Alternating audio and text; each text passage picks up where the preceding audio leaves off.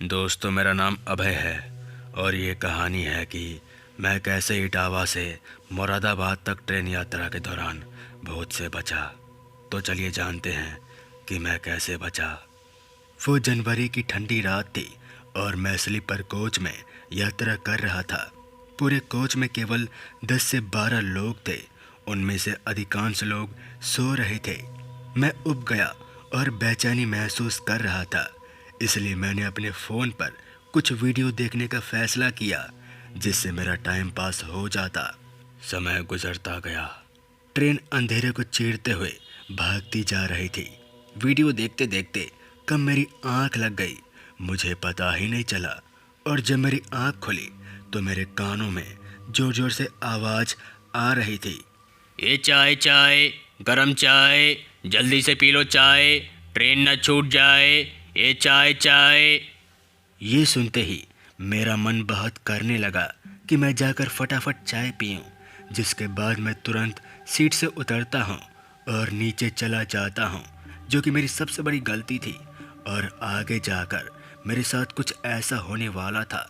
तो चलिए जानते हैं कि मेरे साथ क्या होने वाला था। दोस्तों, ट्रेन एक छोटे से स्टेशन पर रुकी थी। उसका नाम तो मुझे याद नहीं क्योंकि उस समय काफ़ी कोहरा था। खैर, मुझे दूर कोने में तभी एक चाय की टपरी दिखी, जिसके बाद मैं वहां चला गया और वहां जाते ही मैंने पाया कि एक बूढ़ा आदमी चाय बना रहा था। जिसके बाद मैं बोला, अरे चाचा, एक चाय देना। इस पर वो बूढ़ा आदमी कहता है, रुको, अभी बना कर देता हूँ बेटा। अभी मैं खड़े खड़े इधर उधर देख ही रहा था कि तभी मैं बातों बातों में उस बूढ़े से पूछता हूँ कि ये कौन सा स्टेशन है और यहाँ इतना अंधेरा क्यों है। इस पर वो कुछ जवाब नहीं देता, बस मुझे चाय पकड़ा देता है। खैर, मैं भी उस समय इतना ध्यान नहीं देता हूँ, लिहाजन मैं चाय पीने लगता हूँ। और अभी मैं चाय पी ही रहा था कि तभी मेरे साथ कुछ ऐसा हुआ जिससे मैं डर गया। दरअसल जैसा ही मैं पीछे पलटा तो ट्रेन जा चुकी थी। मैं अभी ये सोच ही रहा था कि ट्रेन कैसे जा सकती है। ना कोई हॉर्न की आवाज़ आई और ना ही ट्रेन चलने की आवाज़। ऐसा कैसे हो सकता है?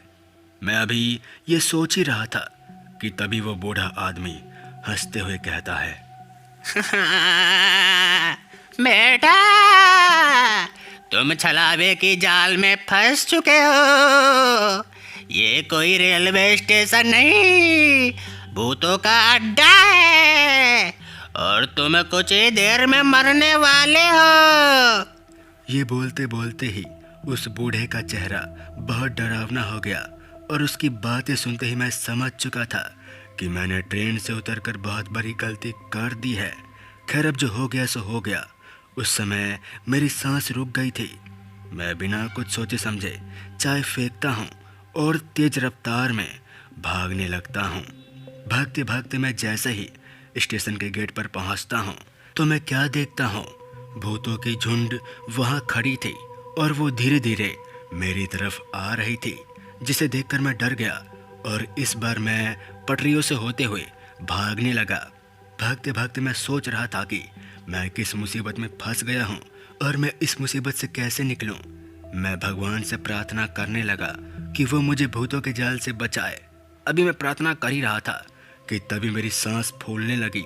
जैसे ही मैं पीछे देखा तो भूतों का झुंड तेज रफ्तार से मेरी तरफ आ रहा था। मैं डर गया और वहीं बैठ गया क्योंकि अब मेरी सांसें फूल चुकी थी। मुझ में हिम्मत नहीं थी कि भागने का, बस मैं मरने का इंतज़ार करने लगा। अब मैं थक चुका था, मेरे पास कोई चारा नहीं था बचने का।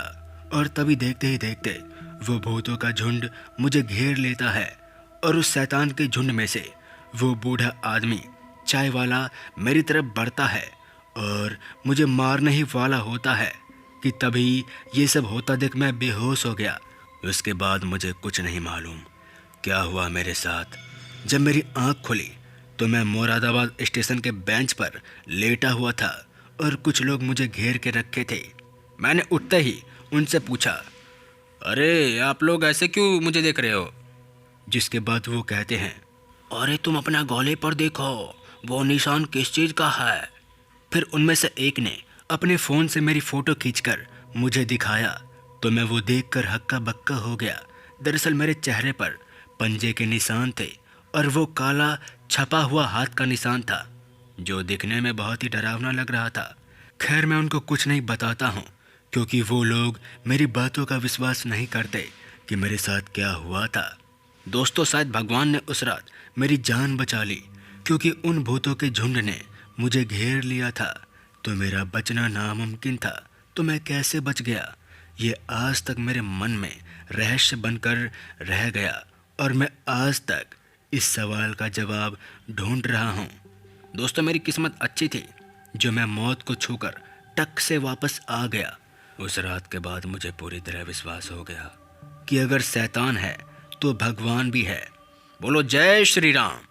तो चलिए बढ़ते हैं आज की कहानी नंबर 2 की ओर। दोस्तों, हम बचपन से ही पहाड़ों पर कैंपिंग के लिए जाना चाहते थे। रोहन, कृष्णा और मैं जमुई झारखंड में रहते थे और हम सबसे अच्छे दोस्त थे। हमें रोमांच करना बहुत पसंद था और ऐसे ही एक दिन हमने पहाड़ों के पास भूतिया जंगल के बारे में कहानियाँ सुनी थी। हमने खुद को चुनौती देने और वहाँ एक रात बिताने का फैसला किया, सिर्फ ये साबित करने के लिए कि हम किसी चीज़ से नहीं डरते। हमने अपने तंबू, स्लीपिंग बैग, टॉर्च, भोजन और पानी पैक किया और अपने बाइक पर निकल पड़े।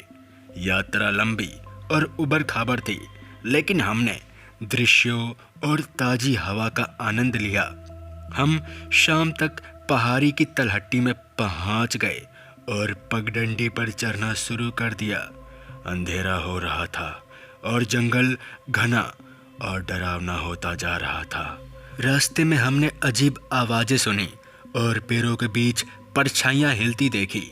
हमने उन्हें नज़रअंदाज करने की कोशिश की और मूड को हल्का करने के लिए एक दूसरे से मजाक किया। आखिरकार चलते चलते हम एक साफ जगह पर पहुंच गए जहां हम अपने तंबू को गाड़ सकते थे।